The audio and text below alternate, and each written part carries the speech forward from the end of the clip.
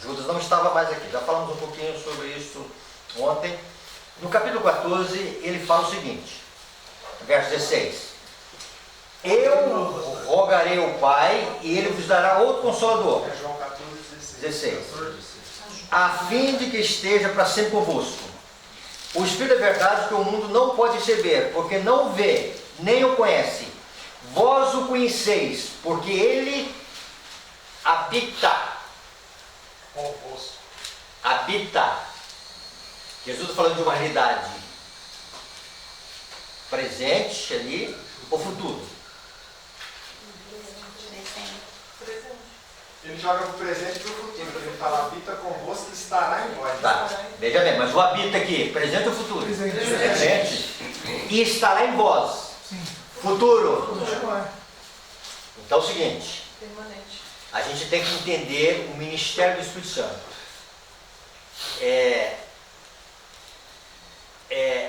Chuva temporã, ministério do Espírito Santo. Chuva serôdia, ministério do Espírito Santo. Só que são funções diferentes. São funções diferentes. No Pentecostes, o Espírito Santo veio, colocar uma linguagem humana aqui, de uma forma diferenciada. Então, o Espírito Santo já era uma realidade na vida deles, tá? E no Pentecostes foi uma realidade mais abrangente. Vamos entender? Vamos mais adiante. Tem uma palestra aqui que nós vamos entender melhor isso. E o sopro ali antes de Jesus subir para o céu. Ali foi uma manifestação especial de Cristo. Para que eles sentissem o desejo de querer mais. Tá? Então, o Espírito Santo já era uma realidade na vida deles, e o Espírito Santo seria uma realidade diferenciada na vida deles. Já está, habita, presente, e estará em vós. No Pentecostes cumpriu isso aqui, estará em vós. O Pedro ele fala lá em Atos a respeito do refrigério pela presença do Senhor, se referindo ao batismo do Espírito Santo, correto? Sim. Erno White também fala em Primeiros Escritos, se referindo à chuva serôdia, como Certo. essa mesma coisa, o refrigério pela presença do Senhor, que é a mesma coisa que Cristo em vós, esperança da glória. Isso, correto. Quando Pedro fala ali, arrependei-vos, convertei-vos para que sejam cancelados os vossos pecados. Pedro não estava falando dos seus dias. Cancelamento de pecados não acontece antes de 1854. Só acontece no dia da expiação. E aí é o seguinte, e aí vem o refrigério, chuva serôdia. Tá? Dia da expiação, refrigério. Um tabernáculo antecipado.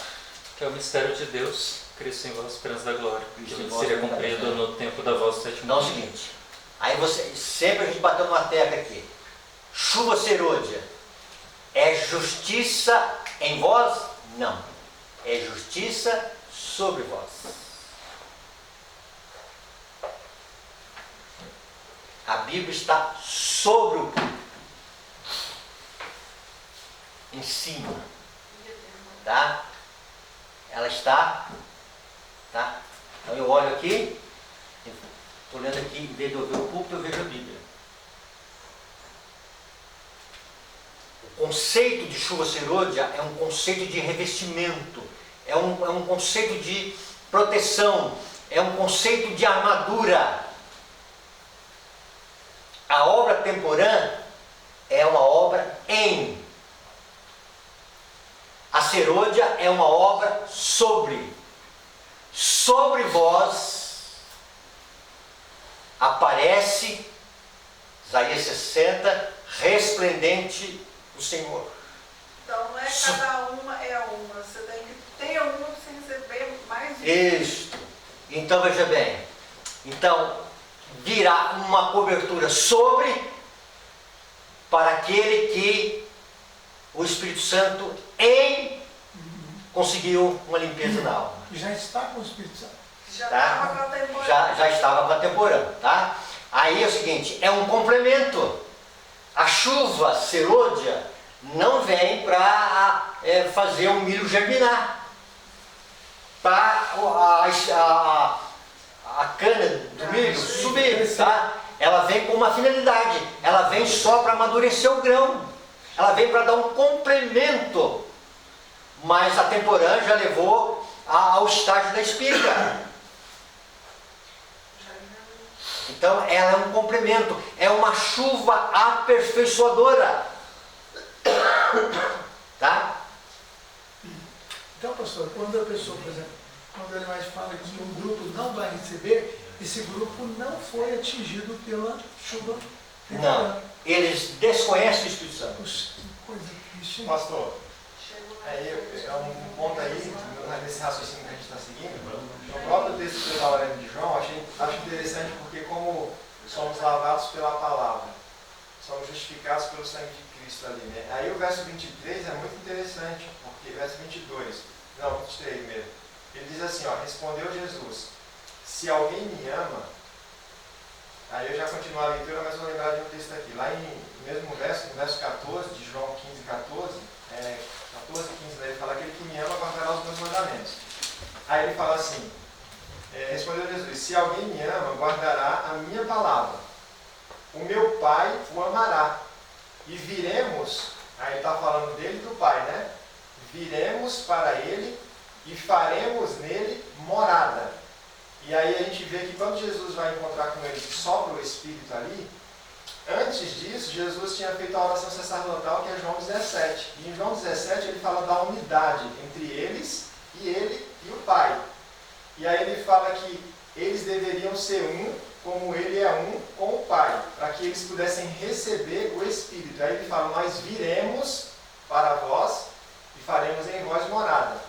E aí se completa essa plenitude. Mas eu quero pegar a questão do perdão, porque no próprio capítulo de João, eu acho interessante que Jesus, logo que ele sopra o Espírito, é isso que ele afirma ali. Isso eu acho muito curioso isso. Jesus fala, se de alguns perdoardes os pecados, são-lhes perdoados. Se vos retiverdes, são retidos. Ou seja, eu vejo que o perdão é o clímax da situação. Porque se não houver perdão genuíno no coração de cada um de nós em relação a qualquer pessoa que nos ofendeu, a quem nós ofendemos, não há Espírito Santo, eles não vão vir fazer essa plenitude de morada. É isso que o Senhor está mostrando aí em relação a isso. Então eu estou criando conexões na minha mente em relação aos textos que eu já li, que eu tenho tentado entender também essas questões, entende? Porque o que é que eu percebo ontem, o sermão que eu preguei a respeito de mansidão?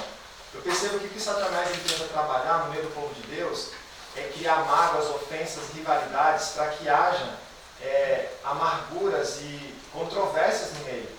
E Deus ele faz o contrário, ele cria um espírito de unidade, de mansidão, de perdão, de amor, de misericórdia, de tolerância. É o oposto. Então, à medida que a gente consegue assimilar essas coisas e suplicar a Deus a ajuda dele para a gente exercer isso em nossas vidas, por meio da condução do Espírito, então ele fala, viremos para vós e faremos em vocês morada. Tá. Interessante. O que o Adriano está colocando é o seguinte, vamos entrar, já está uma outra esfera do que nós estamos aqui, interessante você falou, tá? O que eu estou colocando aqui é a base da justificação pela fé, tá? Veio um perdão divino, mas não veio só o perdão divino, tá? Veio o Espírito Santo. Que quando veio o Espírito Santo, veio a libertação do pecado, veio um novo coração e vem Deus coloca a sua lei na mente e no coração. Então o homem perdoado por Cristo é um homem que ele nasceu uma segunda vez, espiritualmente falando, a lei de Deus foi colocada no coração dele. Por que a lei de Deus foi no coração dele? Porque o amor de Deus foi derramado no coração dele. Tá? Mas vou chegar lá nesse ponto que você mencionou. É só mais um gancho no que o Adriano falou, por isso que é tão importante perdoar, né? Porque Cristo falou, perdoai as nossas dívidas assim como nós perdoamos a quem nos tem... quem nos tem ofendido, né? Usando a versão católica aqui, mas se a gente não perdoa outro, Deus não nos perdoa, e perdão é justificação. Então, se a gente não perdoa, a gente está abrindo mão da justificação de Eu sei Deus. que a gente ama Ele quando a gente ama o nosso irmão. Ok, mas deu para entender assim,